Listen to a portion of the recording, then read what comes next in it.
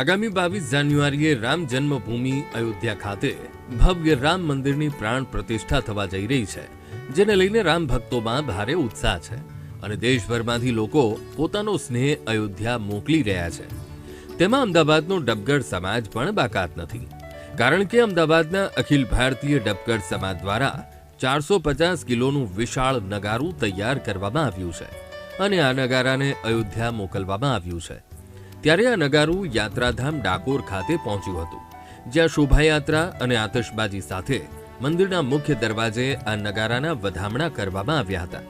એટલું જ નહીં, ડાકોરમાં સાધુ સંતો દ્વારા નગારાની આરતી ઉતારી મંત્રોચ્ચાર સાથે પૂજા કરવામાં આવી હતી. અમદાવાદના અખિલ ભારતીય ડબગઢ સમાજ દ્વારા તૈયાર કરાયેલું આ નગારું વિવિધ પ્રદેશોમાં ફરીને અયોધ્યા પહોંચશે, જ્યાં રામ મંદિરના પ્રાણ પ્રતિષ્ઠા મહોત્સવમાં આ નગારાના નાદથી સમગ્ર અયોધ્યા નગરી ગુંજી ઉઠશે. Sandeep Rajput, VTV news, Dakor.